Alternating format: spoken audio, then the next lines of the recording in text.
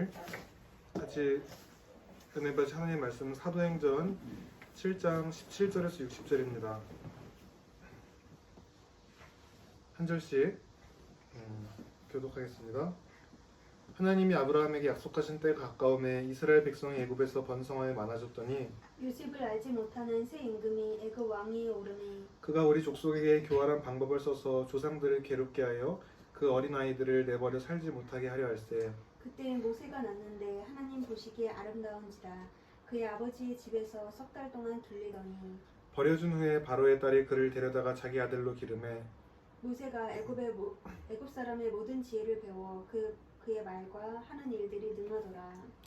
나이가 40이 되매 그 형제 이스라엘 자손을 돌볼 생각이 나더니 한 사람이 원통한 일 당함을 보고 보호하여 압제받는 자를 위하여 원수를 갚아 애굽 사람을 쳐 죽이니라. 그는 그의 형제들이 하나님께서 자기의 손을 통하여 구원해 주시는 것을 깨달으리라고 생각하였으나 그들이 깨닫지 못하였더라.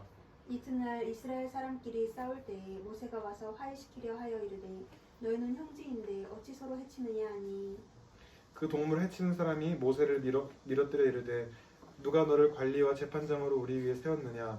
내가 어제는 애굽 사람을 죽인과 같이 또 나를 죽이려느냐 하니 모세가 이 말 때문에 도주하여 미디안 땅에서 나그네 되어 거기서 아들 둘을 낳으니라.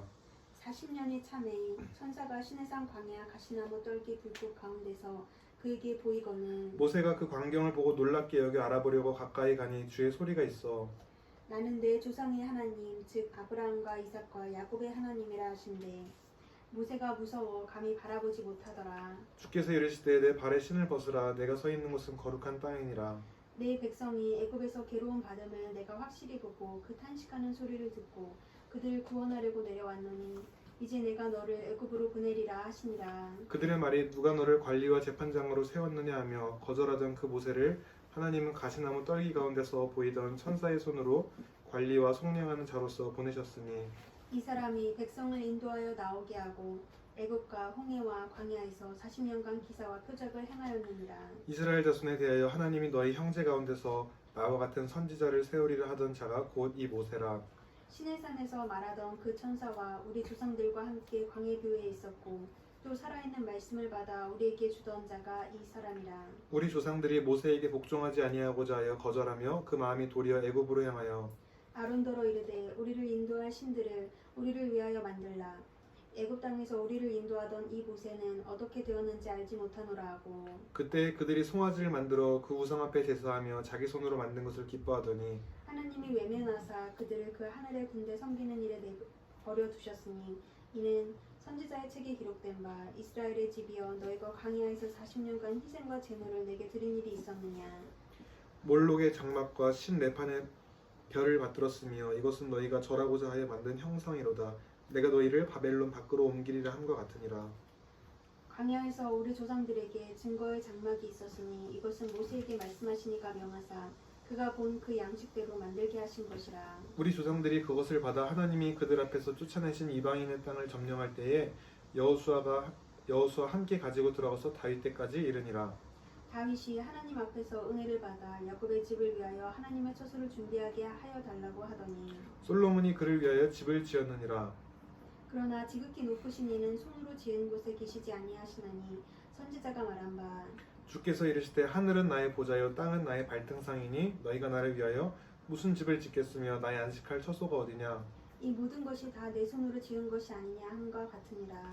목이 곱고 마음과 귀에 할례를 받지 못한 사람들아 너희도 너희 조상과 같이 항상 성령을 거스르는도다. 너희 조상들이 선지자들 중에 누구를 박해하지 아니하였느냐. 의인이 오시리라 예고한 자들을 그들이 죽였고 이제 너희는 그 의인을 잡아준 자요 살인한 자가 되나니 너희는 천사가 전한 율법을 받고도 지키지 아니하였도다 하니라. 그들이 이 말을 듣고 마음에 찔려 그를 향하여 이를 갈거든 스데반이 성령 충만하여 하늘을 우러러 주목하여 하나님의 영광과 및 예수께서 하나님 우편에 서신 것을 보고 말하되 보라 하늘이 열리고 인자가 하나님 우편에 서신 것을 보노라 한대. 그들이 큰 소리를 지르며 귀를 막고 일제히 그에게 달려들어 성 밖으로 내치고 돌로 칠세 증인들이 옷을 벗어 사울이라 하는 청년의 발 앞에 두니라.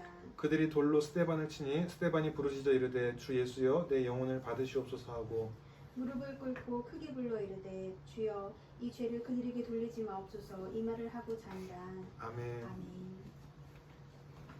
할렐루야. 아멘. 네, 오늘도 예배 자리에 이렇게 나오신 하나님의 백성들을 주님의 이름으로 사랑하고 축복합니다. 아멘. 네, 우리 서로에게 이렇게 인사해 볼까요? 예수님의 이름으로 사랑하고 축복합니다. 예수님의 이름으로 사랑하고 축복합니다. 오늘 말씀의 제목은 성령 충만하여 예수를 증거하고 순교하는 스데반이라는 제목으로 말씀을 증거하고자 합니다.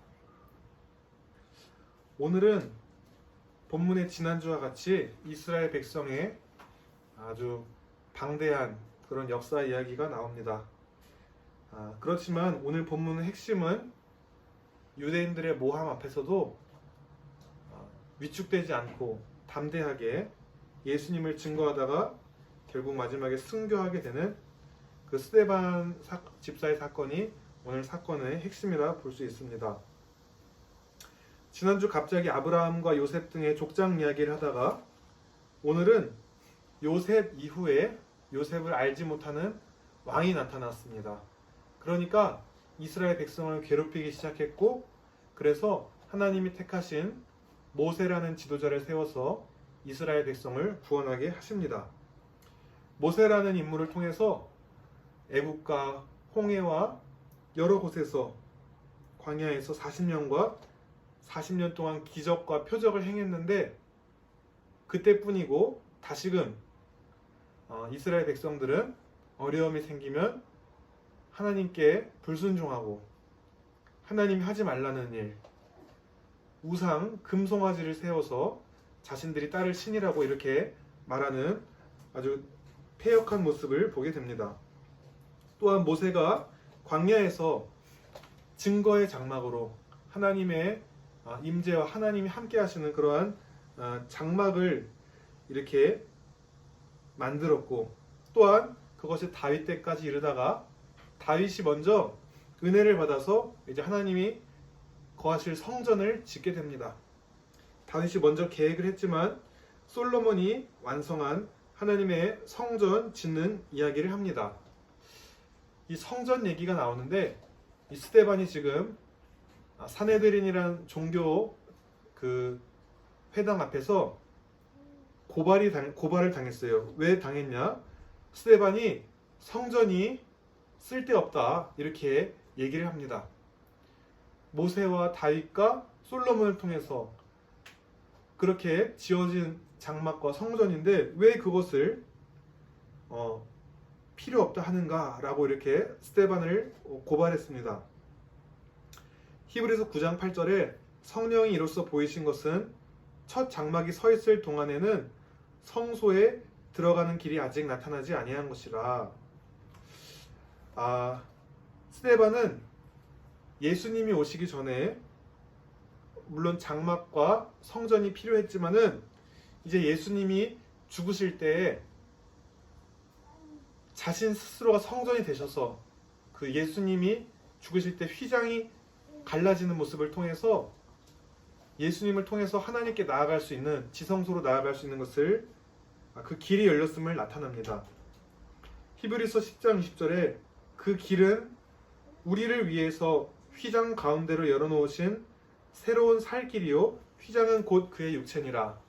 그러니까 눈에 보이는 성전과 그러한 것에만 머무르는 것이 아니라 내가 예수님이 이 성전, 자신의 육체를 헐고 3일 만에 다시 세우리라 라고 말씀하셨듯이 예수님의 몸이 성전이고 또 우리 자신도 하나님의 성전이 되는 것입니다. 너희는 성령이 너희 안에 계시는 것을 알지 못하느냐? 하나님의 전으로서 성령이 우리 안에 거하시기 때문에 우리가 거룩한 성전이 되는 것입니다.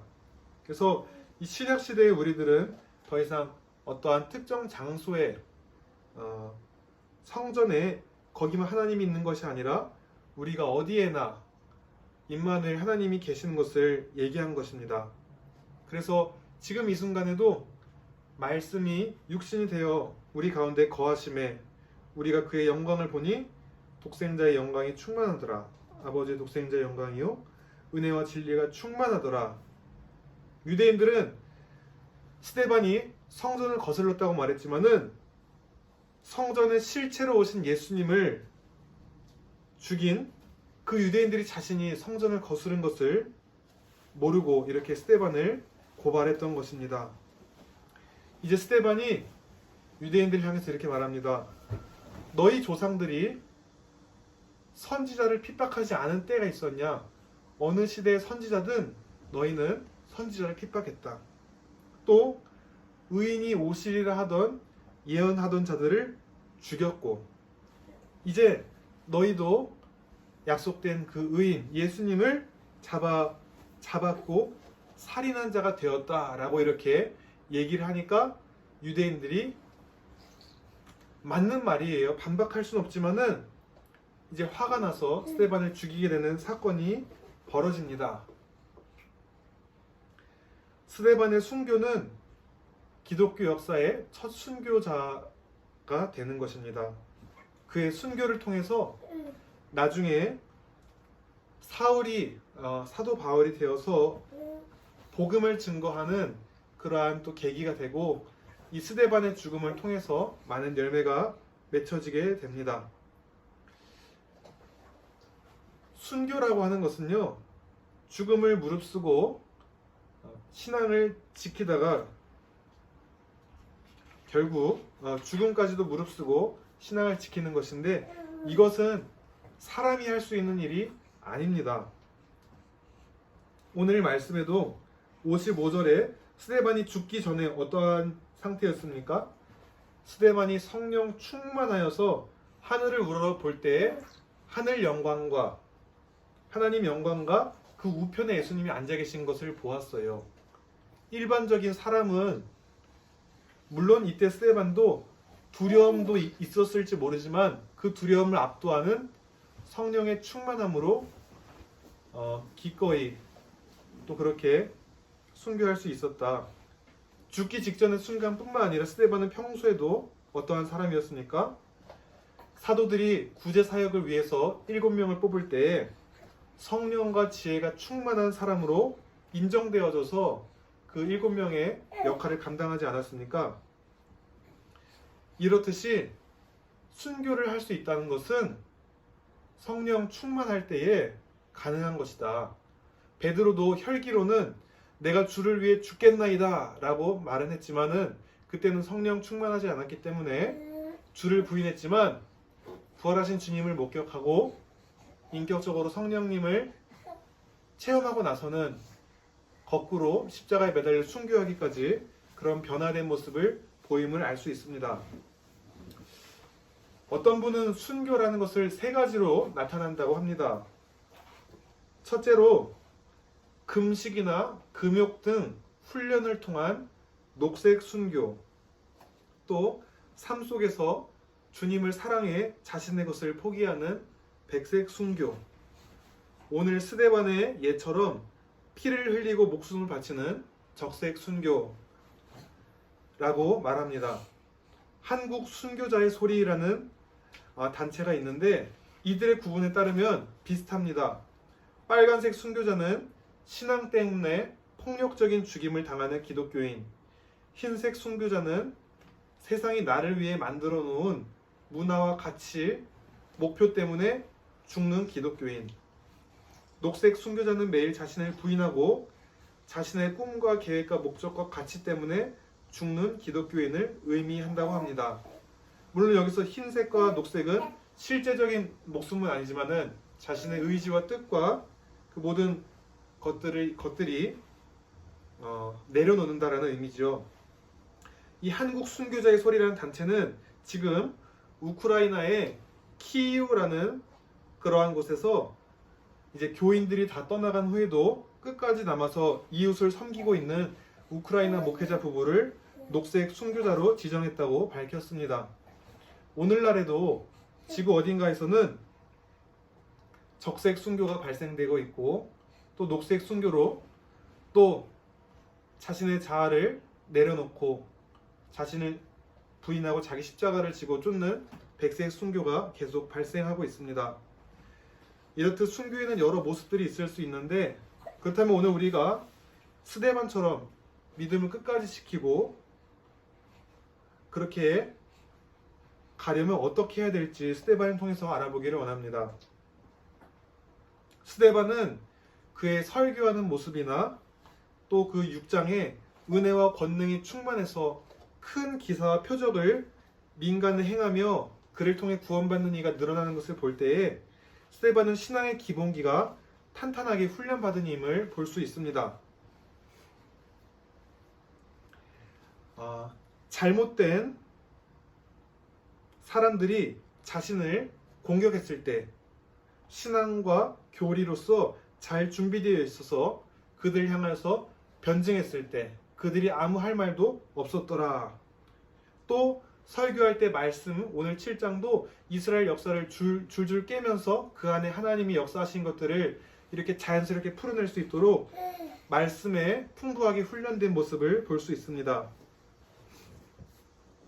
이러한 모습을 통해서 녹색 순교가 금식과 금욕 등 자신을 훈련시키는 모습이라고 볼 때에 게으르게 자신을 했다면은 말씀 훈련 공부를 하지 못했을 것이고 기도의 시간을 쌓지 못해서 하나님의 능력 있는 사역을 감당하지 못했을 것입니다.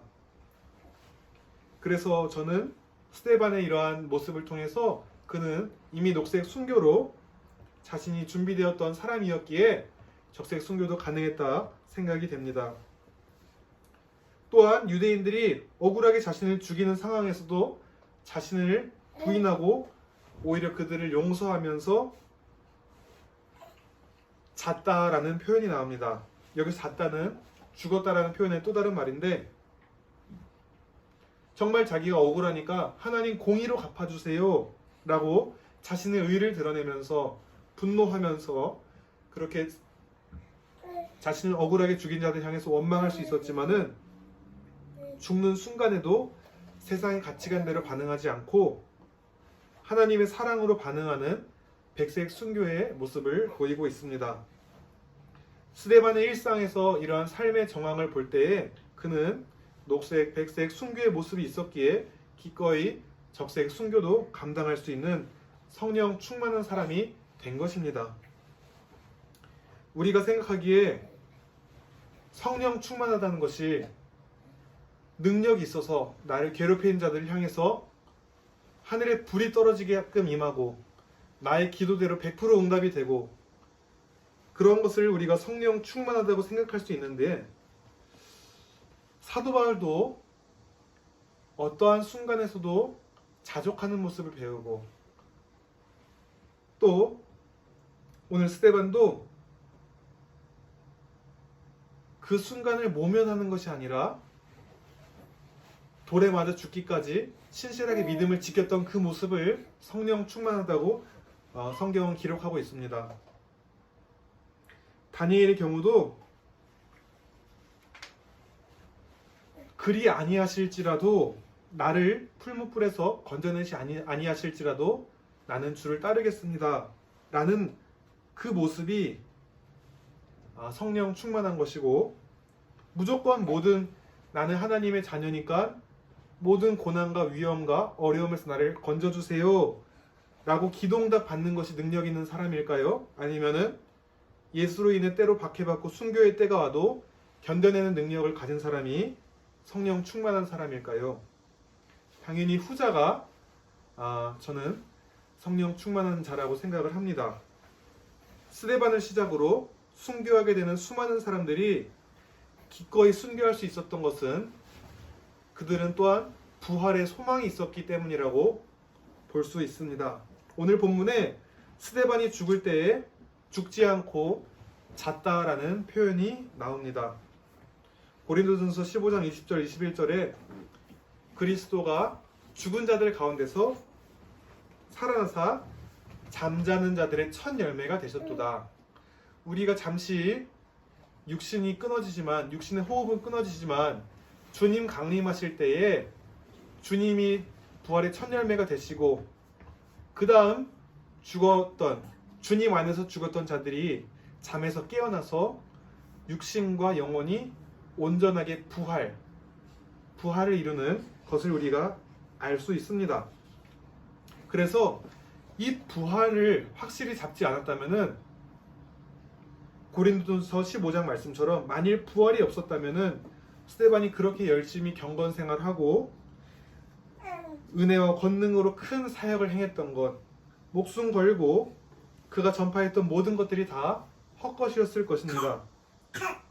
그러나 그 모든 것들이 결코 헛되지 않았고 그의 죽음마저 하나의 미랄이 되어서 많은 열매가 맺혀지고 하나님 나라가 확장되는데 귀하게 쓰임받는 것을 알 수 있습니다. 스데반의 때나 지금의 때나 여러 가지 모습으로 순교는 일어나고 있습니다. 지구 어딘가에서는 지금도 예배를 드리기 위해서 목숨을 걸고 순교를 당하면서까지 믿음을 지키는 공동체가 있음을 알 때에 우리는 우리의 신앙생활을 돌아보게 되고 다시 한번 신앙의 각오를 마음에 새겨야 될 줄로 믿습니다. 우리는 하나님께 택함받고 이 땅에서 각자에게 사명이 있어 이 땅으로 보냄을 받은 자들입니다.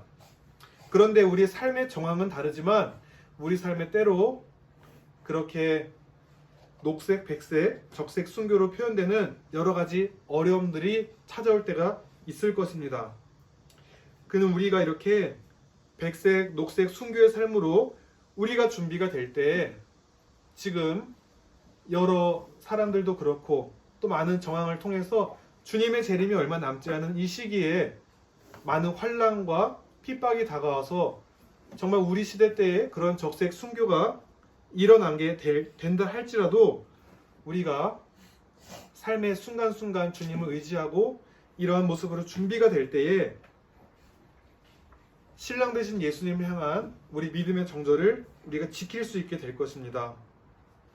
그래야만이 우리가 주님 안에서 영원한 안식과 생명을 누릴 수 있지 않겠습니까?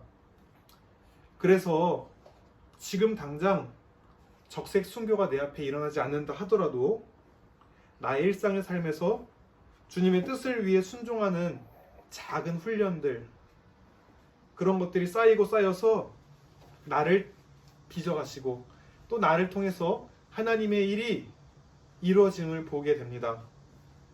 큰 퍼즐에서 내가 비록 작은 부분을 감당하고 있다고 할지라도 그 부분이 있어야 전체가 완성되듯이 지금 당장 내가 하는 일이 나에게 무슨 의미가 있는지, 내게 닥친 어려움이 어떠한 의미가 있는지를 알 수 없어도 우리가 주님과 동행하면서 그렇게 하나님의 뜻을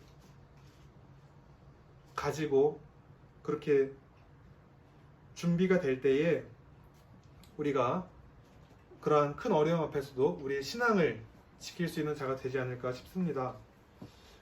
함께 예배드리시는 모든 성도님들이 이 스데반 집사의 일상의 삶과 마지막 순교의 순간을 보면서 깨달음이 있었을 줄로 압니다. 우리도 스데반처럼 고난과 박해 앞에서 믿음 잃지 않고 주님이 주시는 평안 가지고 어려움 앞에서 환난 앞에서 주님을 향한 신실함을 잃지 않고 주님을 증거하는 증인의 삶을 끝까지 완수하게 되는 모든 성도님들이 다 되시기를 예수님의 이름으로 축복하며 기도합니다. 다 같이 기도하시겠습니다. 하나님 아버지 감사합니다. 사도들을 통해서 세워진 스데반 집사를 통해서 하나님 귀한 순교에 그렇게 하나님 나라의 확장에 쓰임받는 것을 보게 됩니다. 어떻게 이 스데반이 그렇게 준비가 되었고 그렇게 사명을 감당했는지 우리가 조금 알 수 있게 되었습니다. 우리의 삶에서 하나님 영적으로 훈련되어야 될 부분이 있을 때에 게으르지 않게 하시고 날마다 녹색 순교를 통해서 나의 뜻을 금식하며 또 말씀과 기도의 훈련에 게으르지 않게 하시고 또 나의 이기심과 정욕들로 주님의 뜻이 가려지지 않도록 날마다 나의 뜻이 나를 부인하는 백색 순교가 또 잘 일어날 수 있게 도와주세요. 그렇게 우리 일상의 삶에서 우리가 준비되어질 때에 하나님 이 땅에서 사명을 마치고 올라와라 하실 때, 적색 순교의 순간이 다가올 때에 두려움이 있을지라도 그 두려움을 압도하는 성령의 충만함으로 잘 무장되고 준비되어져서 주님을 부인하지 않고 그렇게 주님 품에 안길 수 있는 신실한 자들로서 주님 세워주시기를 간절히 기도합니다. 감사드리며 우리 주 예수 그리스도 이름으로 기도드렸습니다. 아멘.